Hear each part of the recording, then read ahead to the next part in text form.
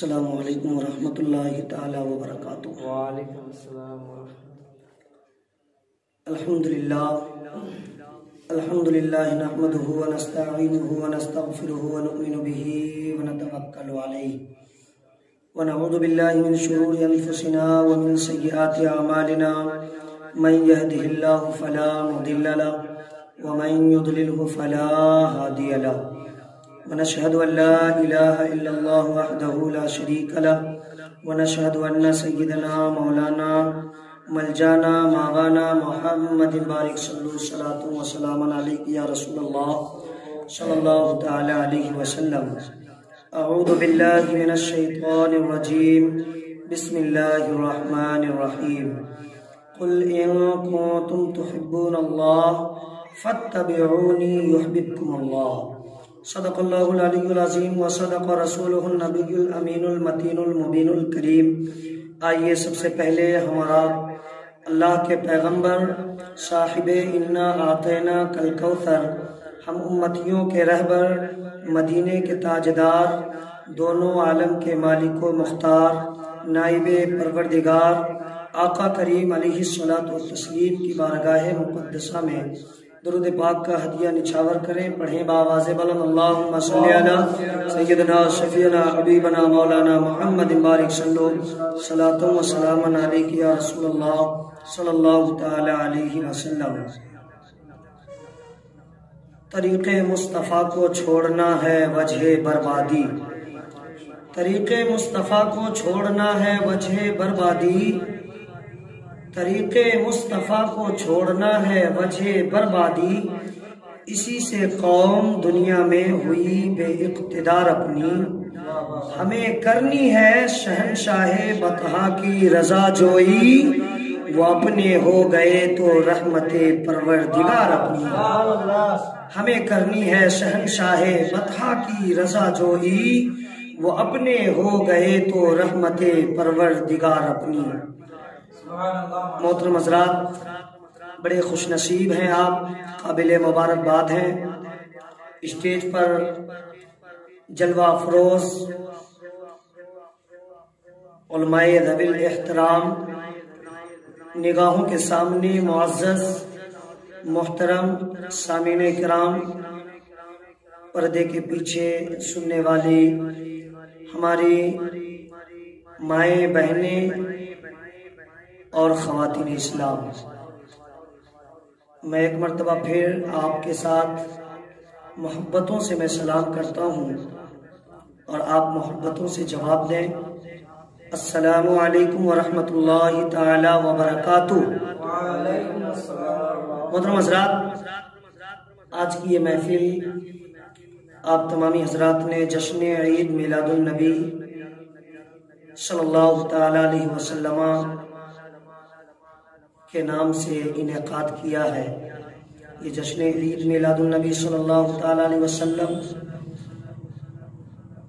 منا کر آپ نے عشق کا پرچار کیا ہے اور محبت کی دلیل پیش کی ہے۔ مصطفیٰ جان رحمت صلی اللہ تعالی علیہ وسلم سے اگر عشق ہو تو عشق کا اظہار بھی ہونا چاہیے۔ آپ بڑے خوش نصیب ہیں کہ آپ نے اس محفل کا انعقاد کیا، دور دراز سے علماء کرام، شعراء اعظام اور مہمانان اعظام تشریف لائے۔ اسٹیج پر بھی ہمارے معتمد، مستند، معزز، محترم علماء کرام کا نورانی قافلہ جلوہ بار ہے۔ ان تمام حضرات کی موجودگی میں بنا وقت گوائے میں اپنے بیان کو شروع کرنا چاہتا ہوں۔ میں نے قرآن پاک کی آیت مقدسہ پڑھی، قُلْ إِن كُنتُمْ تُحِبُّونَ اللَّهَ فَاتَّبِعُونِي يُحْبِبْكُمُ اللَّهُ۔ اللہ رب العزت نے قرآن پاک میں ارشاد فرمایا کہ اے محبوب آپ فرما دیجئے کہ اگر تم اللہ رب العزت سے پیار کرتے ہو، تم اللہ سے پیار کرنا چاہتے ہو تو فَاتَّبِعُونِي، یہ میرے آقا کی زبان ہے کہ فَاتَّبِعُونِي، تو میری اتباع کرو، یحببکم اللہ، آقا کہتے ہیں اگر تم میری اتباع کرو گے تو تمہیں اللہ سے پیار کرنے کی ضرورت نہیں ہے، اللہ رب العزت تم سے پیار کرے گا۔ کتنی پیاری بات ہے۔ اللہ رب العزت نے ڈائریکٹ بندوں سے خطاب نہیں کیا، اللہ رب العزت نے ڈائریکٹ بندوں سے نہیں کہا، یہ خطاب آقائے کائنات مصطفیٰ جان رحمت صلی اللہ تعالی علیہ وسلم سے، ان سے خطاب کیا جا رہا ہے۔ اور میرے آقا کو پروردگار عالم نے اپنے محبوب کو یہ آرڈر فرمایا کہ محبوب آپ کہہ دیجئے، قل، یہ فعل امر کا صیغہ ہے۔ اللہ رب العزت نے اپنے محبوب سے کہا کہ آپ کہہ دیجئے۔ اللہ رب العزت کو یہ معلوم ہے کہ دنیا کے اندر کچھ ایسے جانور جنم لیں گے جو مصطفیٰ کے پاور، مصطفیٰ کہ علم غیب کا انکار کریں گے، اس لیے پروردگار عالم نے اپنے محبوب سے کہا کہ آپ کہہ دیجئے، تاکہ کل کی تاریخ میں کوئی میرے محبوب محمد کے علم غیب کا اور ان کے پاور کا، ان کی کوالٹی کا کوئی انکار نہ کر سکے۔ اللہ رب العزت نے اس لیے مصطفیٰ جان رحمت سے خطاب فرمایا۔ بہرکیف آپ کا علاقہ بڑا اچھا ہے، یہاں کے لوگ بھی بڑے اچھے ہیں، سامعین کو دیکھنے کے بعد بھی پتہ چلتا ہے کہ لوگوں کا مزاج بڑا اچھا ہے۔ آپ جس جلسے جلوس میں حصہ لیتے ہیں، یہ ہم سنیوں کا مزاج رہا ہے اور بزرگان دین کا طریقہ بھی رہا ہے کہ جلسے مناتے ہیں، اللہ والوں کے نام سے فاتحہ دلاتے ہیں، انبیاء اکرام علیہم الصلاۃ والتسلیم کے نام سے جلسے اور پروگرامز ہم لوگ کرتے ہیں۔ لیکن میں آپ کو یہ بتانا چاہوں گا کہ آج زمانے کے اندر، دنیا کے اندر آپ جائزہ لیجئے، آپ کو یہ پتہ چلے گا کہ لوگ ان چیزوں سے بہت کم وابستہ ہیں۔ لوگ دنیا کمانے کے چکر میں لگے ہوئے ہیں۔ کوئی یہ سوچ رہا ہے کہ مارکیٹ میں دکان کیا جائے، کوئی یہ سوچ رہا ہے کہ کمپنی کھول لیا جائے، کوئی یہ سوچ رہا ہے کہ دکان مکان بنا لیا جائے، کوئی سوچ رہا ہے کھیت کھلیان خرید لیا جائے، زمین و جائیداد اکٹھا کر لیے جائیں، زیور و زیورات اکٹھا کر لیے جائیں، دروازے پر گاڑی گھوڑے جمع کر لیے جائیں، اسی میں کامیابی ہے۔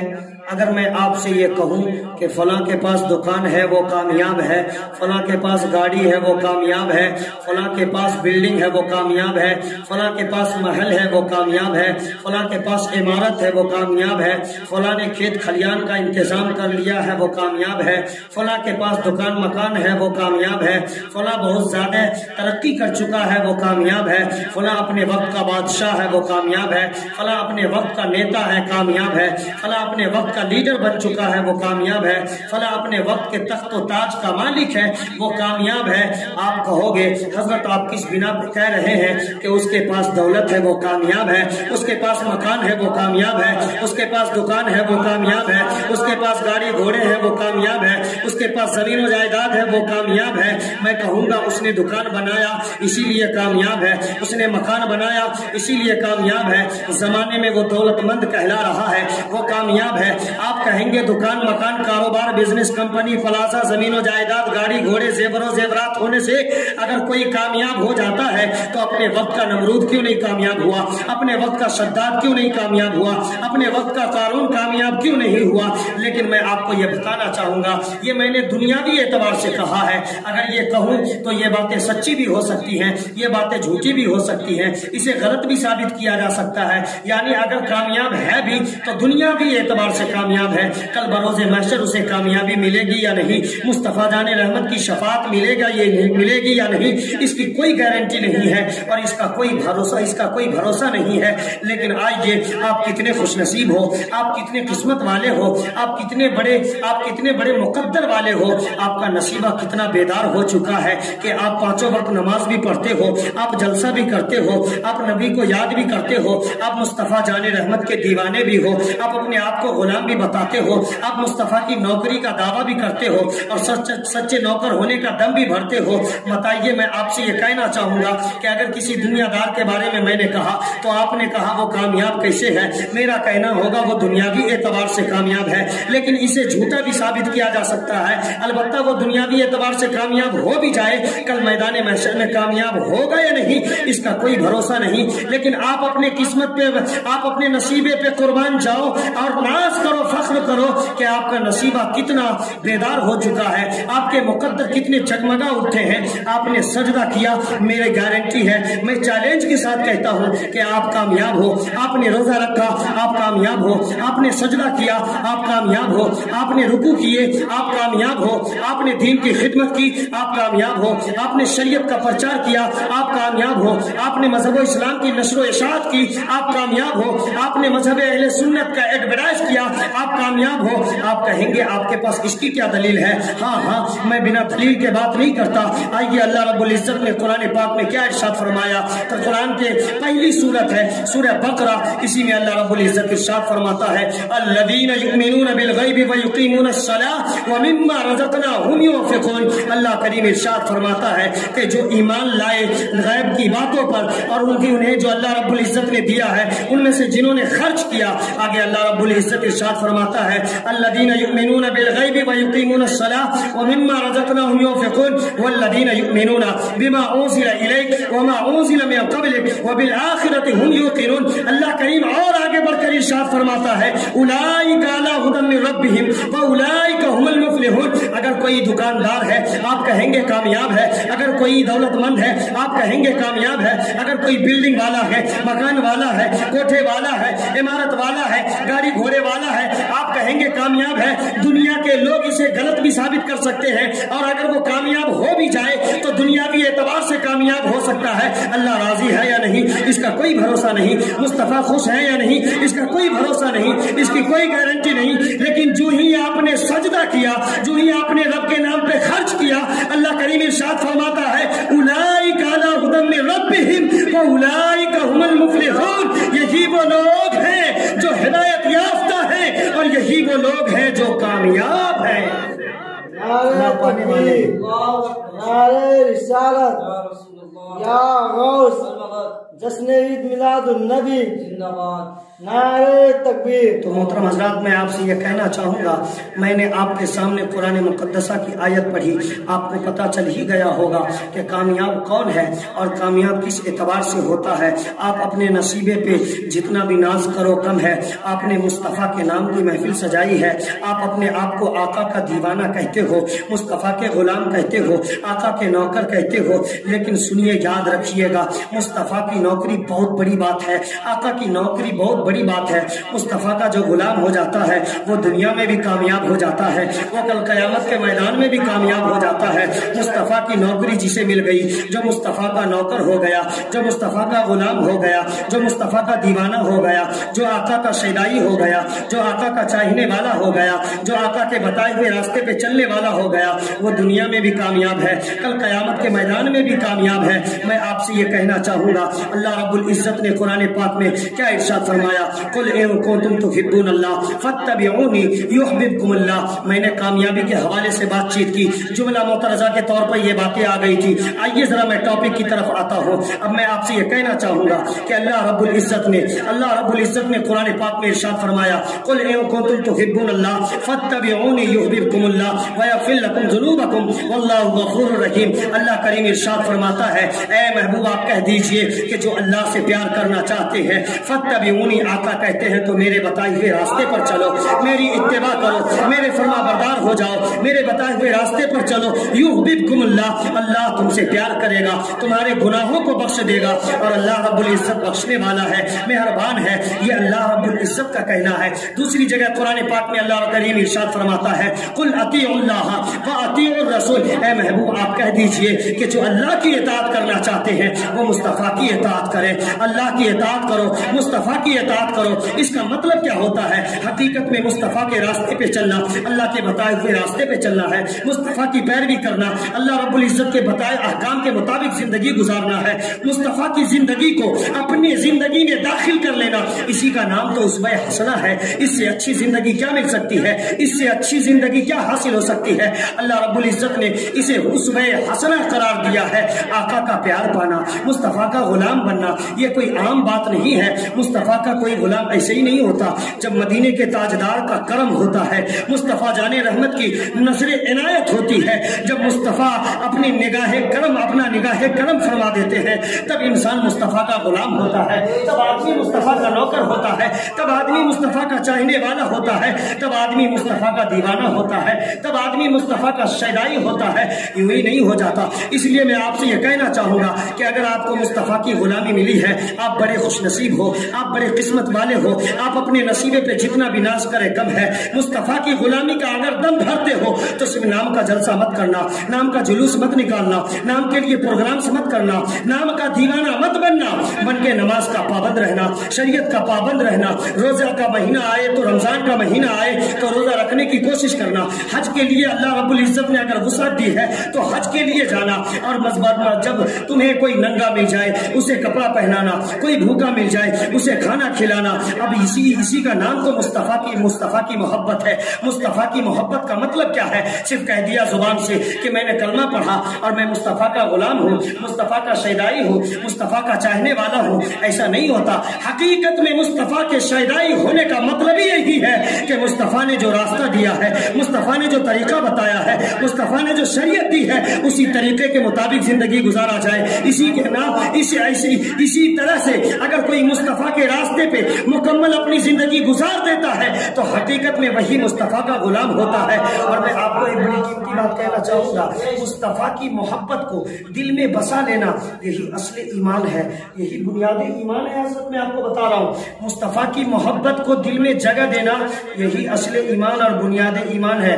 اگر کوئی شخص صرف نام کے لیے کلمہ پڑھتا ہے، صرف نام کے لیے کلمہ پڑھتا ہے اور یہ کہتا ہے مصطفیٰ کی ذات سے وہ بغض و عداوت رکھتا ہے اور مصطفیٰ پہ درود و سلام نہیں پڑھتا، مصطفیٰ سے سچی محبت نہیں رکھتا، تو حقیقت میں وہ مومن اور مسلمان نہیں ہوتا ہے۔ مصطفیٰ کی محبت کو دل میں جگہ دے دینے کا نام ہی اصل میں ایمان ہے۔ جس کے دل میں عشق رسول کا چراغ روشن نہیں ہے، سمجھ جانا وہ ایمان والا نہیں ہے۔ اس لیے کہ جو مصطفیٰ کا نہیں وہ کائنات میں کسی کا نہیں ہو سکتا، اور جس نے مصطفیٰ کے لیے اپنے دل میں جگہ نہ بنایا وہ اور کس کے لیے جگہ بنا سکتا ہے؟ وہ اللہ رب العزت کی بارگاہ میں پسندیدہ کیسے ہو سکتا ہے جبکہ مصطفیٰ جان رحمت میرے پروردگار عالم کے نزدیک سب سے زیادہ محبوب بندے ہیں اور اللہ کے نبی ہیں۔ تو جو مصطفیٰ کی بارگاہ سے جڑ گیا وہ سمجھ لیجئے پروردگار کی بارگاہ سے جڑ گیا، اور جو مصطفیٰ کی بارگاہ سے الگ ہو گیا وہ پروردگار کی بارگاہ سے الگ ہو گیا۔ پوری کائنات کے اندر تمام چیزوں سے زیادہ ہمیں آقا کی ذات سے محبت ہونی چاہیے، مصطفیٰ کی ذات سے۔ رب العزت نے قرآن پاک میں کیا ارشاد فرمایا؟ قل ان كان آباؤكم وابناؤكم واخوانكم وازواجكم وعشيرتكم اموال اقترفتموها وتجارة تخشون كسادها ومساكن ترضونها احب اليكم من الله ورسوله وجهاد في سبيل الله فتربصوا حتى ياتي الله بامره والله لا يهدي القوم الفاسقين۔ اللہ کریم ارشاد فرماتا ہے کہ اگر ان چیزوں کو تم عزیز رکھتے ہو، اللہ رب العزت کی بارگاہ میں مصطفیٰ جان رحمت کی شریعت کے لیے جان دینے سے زیادہ، جہاد کرنے سے زیادہ، لڑائی سے زیادہ اگر عزیز رکھتے ہو تو ان قریب اللہ رب العزت کا فیصلہ آنے والا ہے۔ واللہ لا یہدی القوم الفاسقین، اللہ رب العزت فاسقوں کو ہدایت نہیں دیتا۔ اسی آیت کی تائید تو مصطفیٰ جان رحمت کی حدیث کر رہی ہے۔ آقا کریم ارشاد فرماتے ہیں لا یؤمن احدکم حتی اکون احب الیہ من والدہ وولدہ والناس اجمعین، تم میں سے کوئی مومن ہو ہی نہیں سکتا یہاں تک کہ وہ اپنے والد اور اپنے اولاد اور دنیا کے تمام لوگوں سے زیادہ مجھ سے نہ پیار کرے۔ یعنی مصطفیٰ کا عشق جس کے سینے میں نہیں، مصطفیٰ کا پیار جس کے سینے میں نہیں، وہ مسلمان نہیں ہو سکتا، وہ ایمان والا نہیں ہو سکتا۔ میں آپ کو بتانا چاہوں گا مصطفیٰ کی محبت ہی کا نام ایمان ہے۔ یہ میں نے پہلے ہی آپ سے بتایا۔ جب آپ اتہاس پلٹیں گے، کتابوں کا مطالعہ کریں گے، آپ جب سیرت کا مطالعہ کریں گے، آپ کو پتا چلے گا جس نے مصطفیٰ کی محبت کو اپنے سینے میں جگہ دیا ہے زمانے میں ممتاز ہو گیا ہے۔ ان کے جو ہے ان کا زمین سے اٹھا کر انہیں اللہ رب العزت نے بلندیوں کے آسمان پہ رکھ دیا ہے۔ امام بوصیری، امام شرف الدین کا آپ نے نام سنا ہوگا، حضرت شیخ سعدی کا نام آپ نے سنا ہوگا, علامہ عبد الرحمن جامی کا نام آپ نے سنا ہوگا. اس طرح سے بہت سارے واقعات بھرے پڑے ہیں. آئیے بڑا مختصر میں آپ کے سامنے گفتگو کر کے گزر جانا چاہتا ہوں. اللہ کریم نے جو ارشاد فرمایا تھا, قل ان کنتم تحبون اللہ, قل ان کنتم تحبون اللہ فاتبعونی یحببکم اللہ ویغفر لکم ذنوبکم واللہ غفور رحیم. اللہ کا فرمان ہے, اے محبوب آپ کہہ دیجئے کہ اللہ سے اگر پیار کرنا چاہتے ہو, اللہ کو اگر محبوب رکھنا چاہتے ہو, اللہ سے اگر عشق کرنا چاہتے ہو, اللہ کو پیار کرنا چاہتے ہو, تو مصطفیٰ جان رحمت کی پیروی کریں آپ. اللہ کے حبیب نے کہا فاتبعونی یحببکم اللہ. جب مصطفیٰ کی پیروی کریں گے آپ تو اللہ رب العزت آپ سے پیار کرے گا, آپ کے گناہوں کو بخش دے گا. اور اللہ رب العزت بخشنے والا ہے, مہربان ہے. یہ مصطفیٰ جان رحمت کے اقوال اور پروردگار عالم کے فرمودات اور ارشادات سے یہ تمام نتیجہ نکال کر میں نے آپ کے سامنے بتایا.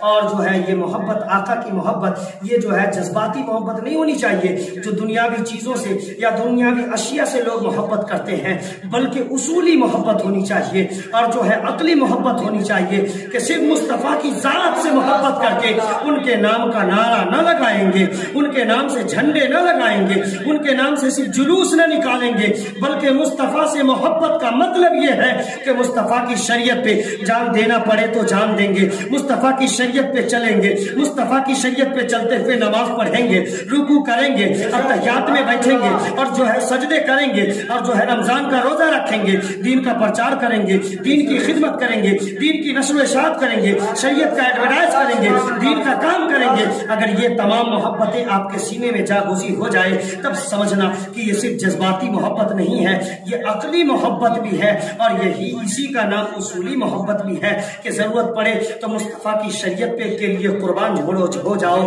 حضرت حنظلہ رضی اللہ تعالی عنہ کا آپ نے واقعہ تو سنا ہی ہوگا. حضرت حنظلہ نے کتنا بڑا مقام پایا کہ وہ مصطفیٰ کے نام پہ مصطفیٰ کی آواز سنی, مصطفیٰ کے پکار پہ اپنے گھر سے چل پڑے, شہید ہوئے, شہادت کا مقام پایا, اور غسیل الملائکہ جیسا لقب انہیں ملا. اللہ کے حبیب صلی اللہ تعالی علیہ وسلم نے ایک جگہ اور ارشاد فرمایا, من احب سنتی فقد احبنی ومن احبنی کان معی فی الجنہ. اللہ کریم, اللہ کے حبیب صلی اللہ تعالی علیہ وسلم نے کیا ارشاد فرمایا کہ جس نے میری سنت سے محبت کی اس نے مجھ سے محبت کی, اور جس نے مجھ سے محبت کی وہ جنت میں ہمارے ساتھ ہوگا.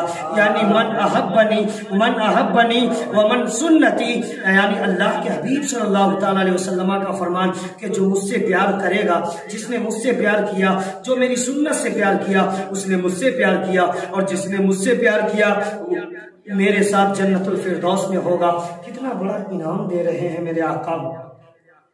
مصطفیٰ کے دامن میں آ جائیے, انشاءاللہ آپ کی دنیا بھی بنتی نظر آئے گی اور آپ کی آخرت بھی سنورتی نظر آئے گی. مصطفیٰ جان رحمت کسی ایسی ویسی ہستی کا نام نہیں ہے.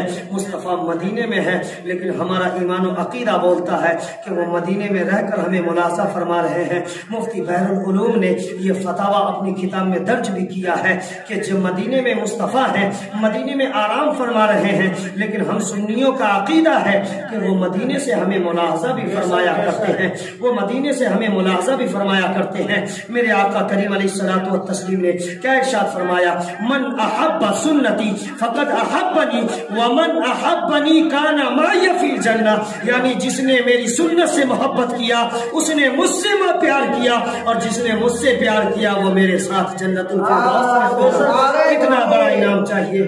نعرہ تکبیر, اللہ اکبر, نعرہ رسالت یا رسول اللہ, نعرہ رسالت یا رسول اللہ, یا غوث المدد, غوث کا دامن نہیں چھوڑیں گے.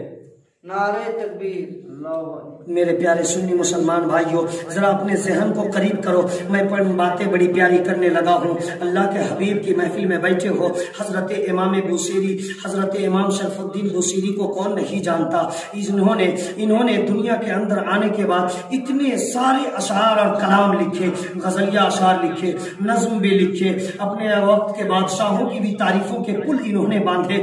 لیکن اتفاق کی بات یہ ہے کہ ان کی طبیعت خراب ہو جاتی ہے. طبیعت خراب مطلب جسم میں فالج کی بیماری ہو جاتی ہے, آدھا بدن سائلنٹ ہو جاتا ہے. اب اپنوں نے ساتھ چھوڑ دیا ہے, رشتہ داروں نے ساتھ چھوڑ دیا ہے, اور جو ہے احباب اقربا نے ساتھ چھوڑ دیا ہے, کوئی آس پاس موجود بھی نہیں ہے. جب انہوں نے دنیا والوں کے نام سے شاعری کی ہے, دنیا والوں کے تعریفوں کے پل باندھے ہیں, اب ان کے دل میں خیال آیا ہے میں تو بیمار ہو چکا ہوں, چلو آقا کی تعریف کر کے دیکھوں, چلو مصطفیٰ کے نام سے ذکر کر کے دیکھوں, مصطفیٰ کی محبت میں چند اشعار لکھ کے دیکھوں. جب انہوں نے قلم اٹھایا ہے, اشعار لکھنا شروع کیا ہے, تو لگ بھگ 50 سے زائد اشعار لکھ ڈالے ہیں, جس کلام کے چند اشعار یہ ہیں: هو الحبیب الذی ترجا شفاعتہ لکل حول من الاحوال مقتحم. اس طرح کے سب اشعار ہیں جسے قصیدہ بردہ کہا جاتا ہے. اس کلام کو اب قصیدہ بردہ کہا جاتا ہے. قصیدہ بردہ اس لیے لقب پڑ گیا کہ جب ان کی طبیعت خراب ہوئی, رات کے سناٹے میں تڑپ رہے ہیں, رو رہے ہیں, بلک رہے ہیں, سسک رہے ہیں, مصطفیٰ جان رحمت کی بارگاہ میں عریضہ پیش کر رہے ہیں: آقا میرے گھر والوں نے ساتھ چھوڑ دیا, میرے رشتہ داروں نے ساتھ چھوڑ دیا, میرے احباب اقربا نے ساتھ چھوڑ دیا. اے مدینے کے تاجدار, اب تیرے سوا میرا کوئی نہیں. اگر تو نے سہارا دیا تو میں پھر بچ سکتا ہوں, تو نے سہارا دیا تو میں کامیاب ہو سکتا ہوں, اور اگر تو نے میرا ہاتھ چھوڑ دیا تو پھر کائنات میں مجھے کوئی اپنا نہیں سکتا, کائنات میں مجھے کوئی کامیاب نہیں کر سکتا. جب انہوں نے شاعری کی ہے, جب انہوں نے اس کو محبت میں ڈوب کر شعر کہا ہے, تو میرے آقا کی نظر عنایت پڑ جاتی ہے. مصطفیٰ جان رحمت خواب میں تشریف لاتے ہیں. خواب میں تشریف لانے کے بعد میں حضرت امام شرف الدین امام بوصیری رحمت اللہ تعالی علیہ سے ملاقات ہوتی ہے, بات چیت ہوتی ہے. اشعار سنانے کے لیے کہتے ہیں. میرے آقا خوش ہو جاتے ہیں. میرے آقا جب خوش ہوتے ہیں تو ان کے جسم پہ ہاتھ پھیرا اور اپنی نبوت والی چادر عنایت فرما دی, ایک چادر عنایت فرما دی, اور ہاتھ کا پھیرنا تھا مصطفیٰ جان رحمت کا. جیسے ہی ہاتھ امام بوصیری کے جسم پہ پڑا, تمام بیماریاں درست ہو جاتی ہیں, تمام بیماریوں سے وہ شفایاب ہو جاتے ہیں. اس کے بعد ہوتا کیا ہے, صبح کا سویرا نمودار ہوتا ہے. امام بوصیری وہاں سے اٹھے, اور اٹھنے کے بعد چلے ہیں. جب نیند سے بیدار ہوئے ہیں, اپنے گھر سے باہر نکلے, راستہ لیا, کنارے دیکھا کہ لوگ جہاں گندگی پھینکتے ہیں وہاں ایک فقیر بیٹھا ہے, پھٹا پرانا لباس پہنا ہوا ہے. انہوں نے امام بوصیری کو روک لیا اور کہا: بوصیری, مجھے وہ کلام سنا دو جو رات میں تم نے خواب میں آقا کو سنایا ہے, جو تم نے آقا کی شان میں لکھا ہے.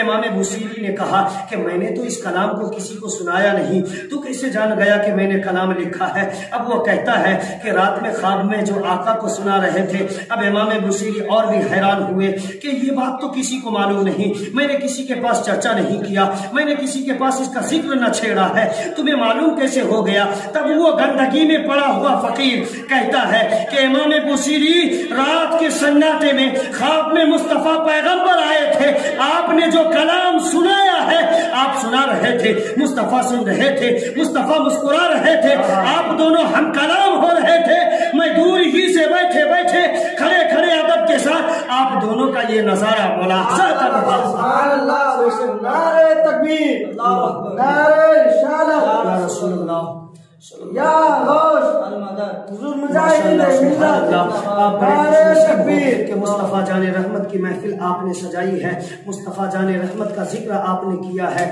میں آپ سے یہ کہنا چاہوں گا کہ مصطفیٰ کے ذکر میں آنا یہ بڑی قسمت کی بات ہے. مصطفیٰ کے ذکر میں آنا, اے بابو اس کو بند کرو, بیٹھ جاؤ. میں آپ سے یہ کہنا چاہوں گا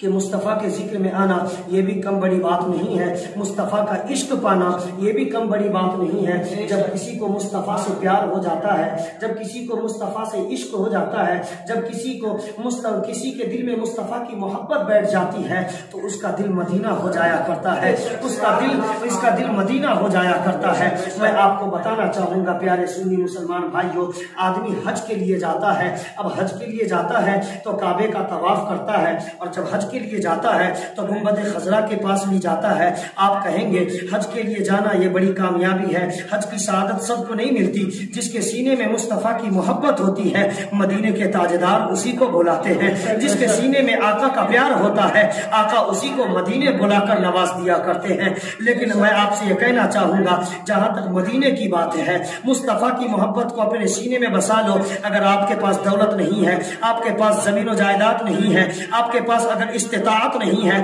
گھبرانے کی ضرورت نہیں ہے۔ اگر مصطفیٰ کا پیار آپ نے اپنے سینے میں بٹھا لیا تو گھبرانے کی ضرورت نہیں ہے۔ غریب آپ ہو، مدینہ جا نہ سکو گے، مدینے سے مصطفیٰ آپ کے خواب میں آ جائیں گے، مدینے کے تاجدار آپ کے خواب میں آ جائیں گے۔ اور ہاں یہ یاد رکھیے گا، جو کعبہ جاتا ہے، کعبۃ اللہ کی زیارت، کعبۃ اللہ کا چکر لگاتا ہے، جو مدینہ شریف جا کے گنبد خضرا کے قریب جاتا ہے، اس سے کہیں زیادہ افضل مقام و مرتبہ اس کا ہوتا ہے جس کے خواب میں پیارے آقا تشریف لایا کرتے ہیں، جس کے خواب میں مصطفیٰ جان رحمت تشریف لاتے ہیں۔ اب آپ کہیے گا حضرت یہ کہاں کی بات ہے کہ جو مدینہ گیا اس سے زیادہ خوش نصیب گھر میں رہنے والا ہے، جو کعبے کا چکر لگایا اس سے زیادہ خوش نصیب گھر میں بیٹھنے والا ہے۔ میں کہوں گا ہاں، اس لیے کہ کعبے کا چکر بے ایمان بھی لگا رہا ہے، مدینے شریف بے ایمان بھی جا رہا ہے، بد مذہب بھی جا رہا ہے، مصطفیٰ کے حاسدین بھی جا رہے ہیں، مصطفیٰ کے دشمن بھی جا رہے ہیں، اور مصطفیٰ کی ذات سے عداوت رکھنے والے بھی جا رہے ہیں۔ لیکن مصطفیٰ خواب میں اسی کے آتے ہیں جو پکا سچا ایمان والا ہوتا ہے، خواب میں اسی کے آتے ہیں جس کے دل میں مصطفیٰ کا سچا پیار ہوا کرتا ہے۔ ہر کسی کے خواب میں پیارے آقا تشریف نہیں لایا کرتے۔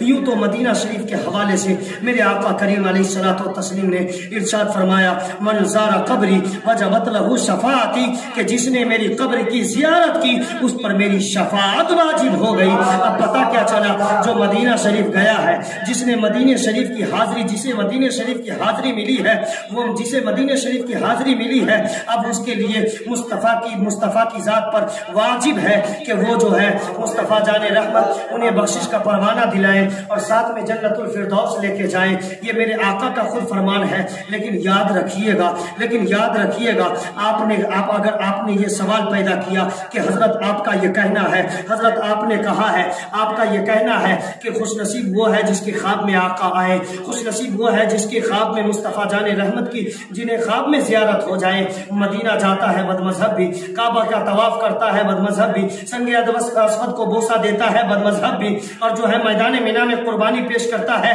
بد مذہب بھی۔ اسی لیے میں کہتا ہوں کہ جن کے خواب میں آقا تشریف لائے وہ بڑا خوش نصیب ہوا کرتا ہے، جن کے خواب میں مصطفیٰ آ جائے وہ بڑا قسمت والا ہوا کرتا ہے۔ آپ مصطفیٰ کے غلام ہو، بڑے قسمت والے ہو یار کہ مصطفیٰ کی نوکری ملی ہے۔ اگر نوکری کرنی ہے تو سچی نوکری کرو، اگر پیار کرنا ہے تو سچا پیار کرو، اگر عشق کرنا ہے مصطفیٰ سے تو سچا پیار کرو۔ انشاءاللہ العزیز آپ دنیا میں بھی کامیاب ہو جاؤ گے اور کل میدان محشر میں بھی آپ کے قدم چومنے کی کامیابی۔ میں نے کیا کہا، آپ نے یہ سوال کیا کہ حضرت آپ کا کہنا ہے کہ جو مدینہ گیا ہے، جو کعبۃ اللہ گیا ہے، اب آپ کہتے ہیں کہ گھر میں ہے، خواب میں آقا تشریف لائے وہ اس سے زیادہ بڑا نصیب والا ہے، وہ یہ کہیں نہ کہیں زیادہ کامیاب ہے۔ ہاں میں یہ کہتا ہوں کہ یہ زیادہ کامیاب ہے۔ آپ کہیں گے کیوں؟ میں کہوں گا ہاں، آقا نے کہا من زار قبری وجبت لہ شفاعتی، یعنی جس نے آقا کی قبر کی زیارت کی اس کے اوپر آقا کے اوپر واجب ہے کہ اس شخص کو آقا جنت دلائے، آقا اسے لے کر جنت جائیں۔ ذرا اپنے ذہن و دماغ کو قریب کرو، میں آپ کو بتانا چاہتا ہوں کہ وہ قبر ہے جو وہاں گیا، مصطفیٰ کو نہیں دیکھا، مصطفیٰ کی قبر کو دیکھا ہے، مصطفیٰ کو نہیں دیکھا، مصطفیٰ کے روضے کو دیکھا ہے، مصطفیٰ کو نہیں دیکھا، مصطفیٰ کے مزار کو دیکھا ہے۔ تو ذرا آپ ہی بتاؤ نا کہ جو قبر دیکھے اس کے اوپر مصطفیٰ کے اوپر واجب ہے کہ انہیں لے کر جنت جائیں گے، تو جن کے خواب میں مصطفیٰ خود آ جائے، جو مصطفیٰ کی زیارت کرے، ان کا مقام کیا ہوگا، انہیں کتنا بڑا بلند و بالا مقام و مرتبہ ملے گا۔ یہیں سے پتہ چل گیا کہ جن کے خواب میں پیارے آقا تشریف لاتے ہیں انہیں جنت الفردوس جانے سے کوئی نہیں روک سکتا، وہ مکمل کامیاب ہے۔ ذرا اپنے ذہن دماغ رابعہ نام کی ایک بچی ہے. یہ رابعہ جانتے ہیں کون ہے؟ یہ بصرہ کی رہنے والی ہے. رابعہ بصریہ یہ چوتھے نمبر کی بہن ہے. کتابوں میں آتا ہے یہ چوتھے نمبر کی بہن ہے، لیکن اتفاق کی بات ہے کہ جب یہ چوتھے نمبر پر دنیا میں آتی ہے، ان سے پہلے ان کی 3 بہنیں ہیں. اربع کے معنی 4 ہوتے ہیں، اسی سے رابعہ آیا ہے. اب چونکہ بصرہ کی رہنے والی ہیں اسی لیے انہیں رابعہ بصریہ کہا جاتا ہے. اب میں آپ کا ذہن ذرا کھینچنا چاہتا ہوں. یہ رابعہ بصریہ، رابعہ کے جب دنیا میں آنے کا وقت ہوا، ان کے والد گرامی رات بھر تڑپتے رہے. گھر میں جلانے کے لیے چراغ نہیں ہے، روغن نہیں ہے، بچے کے لیے بچے کو چھپانے کے لیے کوئی کپڑا موجود نہیں ہے، لیکن یہ تڑپتے رہے، روتے رہے.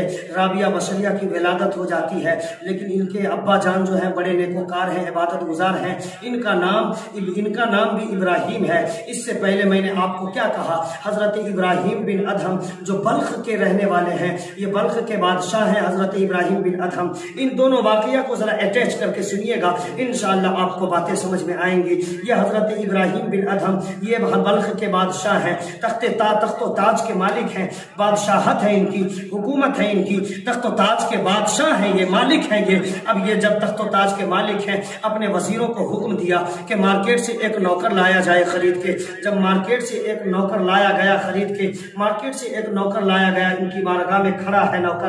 اب کہتے ہیں بتاؤ تمہارا نام کیا ہے؟ ذرا دیکھیے گا، توجہ کریں آپ. یہ نوکر کہتا ہے کہ آپ میرے بادشاہ ہیں، آپ میرے آقا ہیں. میں نے اپنی گردن میں غلامی کا پٹا ڈال کر مارکیٹ میں اپنے آپ کو فروخت کر دیا ہے اور آپ کے پاس آ گیا ہوں. اب ہمارا نام نہ پوچھیں، اس لیے کہ میں آپ کی بارگاہ میں نوکر بن کے آیا ہوں. اب مجھے نوکر کہیں گے، میرا نام نوکر ہوگا. اب مجھے غلام کہیں گے، میرا نام غلام ہوگا. اب مجھے خادم کہیں گے، میرا نام خادم ہوگا. یہ پہلا سوال تھا بادشاہ کا. جب نوکر نے جواب دیا کہ جو نوکری کرنے کے لیے آتا ہے اس کا کوئی نام نہیں ہوتا ہے، اپنے نام سے اگر مجھے اپنی پہچان کروانا ہوتا تو میں اپنے گردن میں غلامی کا پٹا نہ ڈالا ہوتا. آپ کی بارگاہ میں غلام بن کے آیا ہوں. آپ غلام کہیں میرا نام غلام ہوگا، آپ نوکر کہیں میرا نام نوکر ہوگا، آپ خادم کہیں میرا نام خادم ہوگا. یہ پہلا سوال تھا. جب سنا ہے بادشاہ کے دل کو ٹھیس پہنچی ہے، ٹھوکر لگی. بادشاہ جو ہے، بادشاہ کا رنگ اتر کے رہ جاتا ہے. بادشاہ نے دوسرا سوال کیا، آپ کو کھانے میں کیا پسند ہے؟ نوکر نے پھر دوسرا جواب دیا کہ میں آپ کی بارگاہ میں نوکر بن کے آیا ہوں. جب نوکری کرنے کے لیے آیا ہوں، مجھے اپنی پسند سے اگر کھانا ہوتا تو میں جو چاہتا کھا لیتا. میں آپ کا نوکر بن کے آیا ہوں. آپ مجھے نمک روٹی کھلاؤ گے، مجھے نمک روٹی پسند ہے. آپ مجھے مرغ مسلم کھلاؤ گے، مجھے مرغ مسلم پسند ہے. آپ بریانی کھلاؤ گے، مجھے بریانی پسند ہے. آپ یہ نہ پوچھیں کہ مجھے کیا پسند ہے. بادشاہ کو دوسری چوٹ پہنچتی ہے. اب بادشاہ نے تیسرا سوال کیا. تیسرا سوال بادشاہ کا کیا ہے؟ بادشاہ پوچھتا ہے کہ بتاؤ تمہیں رہنا کہاں پسند ہے. اب نوکر نے تیسرا جواب دیا کہ آپ مجھ سے یہ نہ پوچھیں، میں آپ کا نوکر ہوں. آپ مجھے جھوپڑے میں رکھیں گے تو مجھے جھوپڑا پسند ہے، اگر بلڈنگ میں رکھیں گے تو بلڈنگ پسند ہے. بادشاہ یہ حضرت ابراہیم بن ادہم ہیں، تخت و تاج کے مالک ہیں، اپنے وقت کے بادشاہ ہیں. بڑی چوٹ لگ جاتی ہے. یہ تینوں جواب جب نوکر کا سنا، رات کے سناٹے میں اپنے تخت و تاج کو انہوں نے ٹھوکر مارا ہے اور ٹھوکر مار کر سمندر کے کنارے جانے کا فیصلہ کر لیا ہے. اور یہاں سے سر و سامان اپنا لے کر سمندر کے کنارے چلے. وہاں جھوپڑا تیار کیا اور وہیں رہنا شروع کر دیا. سمندر کے کنارے پر وہیں عبادت کرتے ہیں اور کپڑوں کی سلائی کر کے گزارا کرتے ہیں. لیکن جب وہاں عبادت کرنے کے لیے اللہ رب العزت کی بارگاہ میں پہنچنے سے پہلے جب یہ رات کے سناٹے میں یہاں سے جانے کا ارادہ کرتے ہیں، دل میں خیال آتا ہے کہ تخت و تاج کو چھوڑ رہا ہوں، میں اپنی بادشاہت کو ٹھوکر مار رہا ہوں، میں اپنے تخت و تاج کو چھوڑ کے چلا ہوں. اتنا سوچنا تھا کہ دل نے جھنجھوڑ کے کہا کہ تیرے نوکر نے کیا جواب دیا ہے؟ تو اس کا آقا ہے، تو اس کا بادشاہ ہے، تو اپنے وقت کا بادشاہ ہے. تو تجھے نوکر نے یہ کہا کہ تو مجھے جو کہہ کے پکارے، یعنی تو دنیا میں آنے کے بعد اپنے وقت معمولی ایک انسان ہے، صرف بادشاہت ملی ہے تو تیرا اتنا خیال کرتا ہے نوکر. اس کے دل نے پکار کے کہا کہ تو بادشاہ ہے تو کیا ہوا، تیرا بھی کوئی بادشاہ پروردگار ہے، اس نے پیدا کیا ہے، اس نے کھلایا پلایا ہے، اس نے بادشاہت سے نوازا ہے، تو اس کو کتنا یاد کرتا ہے، اس کے لیے کتنے سجدے کرتا ہے۔ دل نے یہ آواز دیا، سامان اٹھا کر سمندر کے کنارے پہنچے۔ وہاں جب پہنچتے ہیں جھوپڑا تیار کیا، وہیں عبادت کر کے کپڑے کی سلائی کر کے زندگی بسر کرتے ہیں۔ اب وہیں بلخ کا ایک انسان جب سمندر کے کنارے پہنچا، جھوپڑا دیکھتا ہے۔ اب جھوپڑے میں جب جھانک کے دیکھا ہے تو دیکھتا ہے ابراہیم بن ادھم یہاں عبادت کر رہے ہیں۔ جب انہوں نے انتظار کیا، فراغت حاصل کی انہوں نے جب نماز سے، تو انہیں باہر آواز دے کر بلایا، کہا ابراہیم کتنا اچھا تھا کہ آپ بلخ کے بادشاہ تھے، تخت و تاج کے مالک تھے، آپ نے اسے کیوں ٹھکرا دیا اور کیوں چھوڑ دیا؟ حضرت ابراہیم بن ادھم یہ بلخ کے بادشاہ ہیں، بلخ کے بادشاہ ہیں۔ انہوں نے کہا کہ تمہیں معلوم نہیں، جب میں وہاں تھا تو میری حکومت لوگوں پہ ہوا کرتی تھی، لیکن جب میں اسے دولت اسے تخت و تاج کو ٹھکرا کر سمندر کے کنارے آ گیا ہوں تو سمندر کی مچھلیوں پہ بھی میری حکومت ہوا کرتی ہے۔ وہ بلخ کا انسان کہتا ہے ایسا کیسے؟ تب انہوں نے اپنی سوئی کو ڈالا، مچھلی کو حکم کیا تو تمام مچھلیاں اپنے منہ میں سونے کی سوئی لے کر چلی آتی ہے۔ تب ابراہیم بن ادھم نے کہا تھا کہ یہ میری سوئی نہیں ہے، جو میری اوریجنل سوئی ہے وہ لا کر واپس دو۔ تب لوہے کی سوئی ان کی واپس لا کر ایک مچھلی کرتی ہے۔ جو ہی انہوں نے سمندر کے کنارے پر آواز دیا، سمندر کی تمام مچھلیاں سوئی کو لے کر واپس چلی آتی ہے۔ دیکھ لیجئے جو رب کا ہو جاتا ہے، من کان للہ کان اللہ لہ، جو اللہ کا ہو جاتا ہے اللہ اس کا ہو جاتا ہے۔ جب رب کے لیے سر جھکایا ہے، آرڈر کرتا ہے، سمندر کی تمام مچھلیاں اپنے منہ میں سونے کی سوئی لے کر چلی آتی ہے۔ جب یہ نظارہ دیکھا اس کے پیر تلے زمین کھسک جاتی ہے۔ جو بلخ کا انسان آیا تھا، اس واقعے کو یہیں پر بس کریں۔ اب سمندر کے کنارے رہتے رہتے ابراہیم بن ادھم کے دل میں خیال آیا کہ مکے مدینے کا سفر کیا جائے۔ ہر قدم پہ 2 رکعت نفل پڑھتے ہوئے مدینے کے لیے چلے ہیں، مکے کے لیے چلے ہیں۔ اب چل پڑے ہر قدم پہ 2 رکعت پڑھتے ہوئے، لیکن اسی واقعے میں اٹیچ کر کے یہ دوسرا واقعہ آپ سنیے گا، ایمان تازہ ہو جائے گا۔ ذرا پیار سے بولو سبحان اللہ، اور مچل کے بولو یا رسول اللہ۔ میں آپ کو بتاتا ہوں، یہ رابعہ بصریہ کی بات چل رہی تھی۔ پیدائش ہوئی، اب نہ گھر میں چھپانے کے لیے کوئی کپڑا ہے، نہ چراغ کرنے کے لیے کوئی روشنی کا انتظام ہے۔ ابا جان ان کا بھی نام غالباً ابراہیم ہی ہے۔ وہ روتے تڑپتے آنکھیں لگ جاتی ہے، قسمت کا ستارہ چمک اٹھتا ہے۔ خواب میں آقا کائنات تشریف لاتے ہیں، کہتے ابراہیم گھبرانے کی ضرورت نہیں ہے، فلاں جگہ کے بادشاہ کے پاس چلا جا، وہ ہر جمعہ کو مجھ پہ درود بھیجتا تھا، اس جمعہ کو بھول گیا ہے، اسے میرے حوالے سے جا کے کہنا، وہ دراہیم و دنانیر تمہیں جو ہے عطا کر دے گا۔ اب جب میرے آقا کا فرمان ہوا، صبح اٹھنے کے بعد یہ ابراہیم نامی شخص جو رابعہ بصریہ کے والد گرامی ہیں، جب بادشاہ کے پاس پہنچے، بادشاہ کے دربان سے ملاقات ہوئی۔ دربان کو کہا کہ جا کے کہہ دو، مجھے جا کے اندر کہہ دو، خبر دے دو کہ ابراہیم آیا ہے، تم سے ملنا چاہتا ہے۔ اب جب یہ دربان گیا ہے بادشاہ کے پاس، بادشاہ کو بتانے کی ضرورت نہ پڑی، دربان نے ابھی بتایا نہیں ہے، بادشاہ اس دربان کو دیکھ کر سمجھ جاتے ہیں، اس کے پاس سے جو خوشبو پہنچتی ہے میرے دربان کو دیکھ کر وہ بادشاہ سمجھ جاتا ہے کہ ضرور کوئی قیمتی انسان آیا ہے، ضرور کوئی قیمتی شخص آیا ہے۔ اتنی اچھی خوشبو کیسے آ گئی؟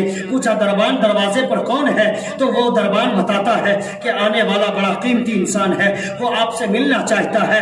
تب وہ بادشاہ کہتا ہے کہ دربان سنو، اسے ڈائریکٹ اندر لاؤ۔ اندر لایا گیا، اپنے تخت و تاج پر بادشاہ نے بٹھایا، اور جب انہوں نے کہا کہ آقا نے مجھے خواب میں آ کے ایسا ایسا کہا ہے، تب بادشاہ کہتا ہے کہ میں نے خوشبو سے ہی پہچان لیا تھا کہ آقا کا کوئی پکا سچا غلام میرے دربار میں آیا ہے۔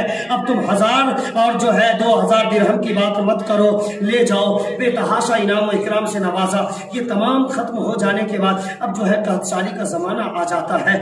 رابعہ بصریہ کے والد گرامی انتقال کر جاتے ہیں، والدہ کا بھی انتقال ہو جاتا ہے۔ اب اوپر کی 3 بہنیں ہیں اور یہ چوتھی بہن چھوٹی ہے۔ تینوں بہنوں نے سوچا ہم لوگ چھوٹی بہنوں کے لیے چھوٹی بہن کے لیے کتنی تکلیف اٹھائیں گے، کتنی مصیبتیں برداشت کریں گے۔ اتنا سوچنے کے بعد ان تینوں بہنوں نے یہ فیصلہ کیا کہ رابعہ کو مارکیٹ میں لے جا کر بیچ دیں، مارکیٹ میں لے جا کر فروخت کر دیں۔ اب کتنا گزارا بسارا کریں گے، تکلیف اٹھا کر دن بھر مزدوری کرنا پڑتا ہے، رابعہ کا خیال رکھنا پڑتا ہے۔ पड़ता है। तीनों बहनों ने प्लानिंग तैयार की और छोटी राबिया को लेकर चले। ये चौथी बहन राबिया है, लेकर चले मार्केट में। चंद सिक्के लेकर राबिया को बेचना चाहती है ये लोग। अब जब रास्ते में जाकर खड़ी है सड़क के चौराहे पर, उधर से आने वाला एक ताजिर अतीक आ रहा है। अतीक नाम का ताजिर है। जब उसने देखा बड़ी खूबसूरत बच्ची है, राबिया ने सोचा मेरी तीनों बहनें यहाँ आई हैं, शायद किसी मालदार को देखकर वो रुपया मांगेंगी, शायद किसी मालदार को देखकर एक रोटी की फरियाद सुनाएंगी, रोटी मिल जाएगी, हमारा पेट भर जाएगा। राबिया के दिल में ये ख्याल मचलता है, लेकिन तीनों बहनों का तो इरादा ही अलग है।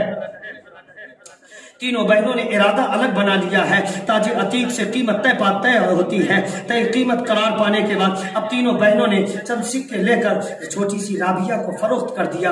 अब ये ताजिर अतीक हाथ पकड़ के लेके चला है। अब ये छोटी सी बच्ची राबिया है। राबिया पलट पलट के देखती है, राबिया मुड़ मुड़ के देखती है। मेरी बड़ी बहन पीछे है, मेरी उससे छोटी बहन पीछे है, मेरी उससे भी छोटी बहन पीछे है। मुझे बेचा नहीं है शायद, मुझे फरोख्त नहीं किया है शायद, मेरी बहन ने शायद मुझे खाने के लिए भेजा है। अब ये राबिया नादान है, अभी छोटी है, पलट पलट के देखती है, लेकिन उन तीनों बहनों को चंद सिक्कों के झनझनाने और खनखनाने से फुर्सत ही कहाँ है। चंद सिक्कों की बदौलत इस छोटी बहन का सौदा हो चुका है। राबिया को लेकर ये ताजिर अतीक चला है, अपनी हवेली में ले गया। राबिया को दिखाता है कि ये मेरी बिल्डिंग है, सारा दिन तुम्हें यही काम काज करना है, खाने पीने का इंतजाम भी यही होगा, और बगल में मैंने झोपड़ा बना दिया है, रात के वक्त में तुम्हारा कयाम वही होगा। राबिया दिन भर वही घर का काम काज किया करती थी, खाना पकाना किया करती थी, झाड़ू पोछा किया करती थी, और जब शाम के वक्त में फुर्सत पाती अपने झोपड़े में जाती राबिया जब झोपड़े में जाती, थकी मारी होती, फिर भी वो रब के लिए सजदे में चली जाती और कहती परवरदिगार, मैं दिन भर किसी की बादशाहत में रहती हूँ, किसी के मातहत हूँ, किसी के हुकूमत में हूँ, मुझे टाइम नहीं मिलता, मैं तेरे लिए न सर झुका पाती हूँ, न तुझे याद कर पाती हूँ, न मैं तेरे लिए सजदे कर पाती हूँ परवरदिगारा। लेकिन मुझे रात के टाइम में, रात में मुझे वक्त मिलता है, मैं रात भर तेरे लिए सजदे करती हूँ परवरदिगारा। जिस दिन मुझे 24 घंटे वक्त मिल गया, मैं तेरे लिए 24 घंटे सर झुकाऊंगी, मैं तेरी खुलकर इबादत करूंगी, दिल खोल कर मैं तेरे लिए सजदे करूंगी। रो रो के तड़प तड़प के ये फरियाद कर रही है। अचानक रोने तड़पने बिलखने और सिसकने की आवाज बादशाह के कान के पर्दे से जाके टकरा जाती है।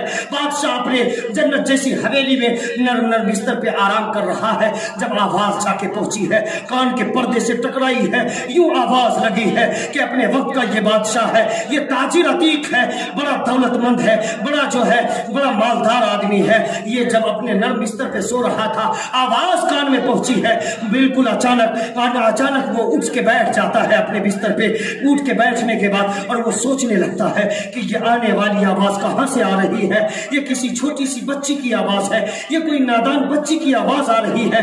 तब दिल में ख्याल आया कि कहीं हो न हो मेरी बिल्डिंग के करीब मैंने राबिया के लिए झोपड़ा तैयार करवाया है, राबिया हो सकता है दिन भर काम काज करके थक जाती है, शायद रो रही हो, तड़प रही हो। जब दिल में ये ख्याल आया, अब वो ताजिर अतीक अपनी बिल्डिंग से उतरता है नीचे और जाता है झोपड़े के करीब। जब झांक के देखता है राबिया मुसल्ला बिछा के रब के लिए सजदे कर रही है।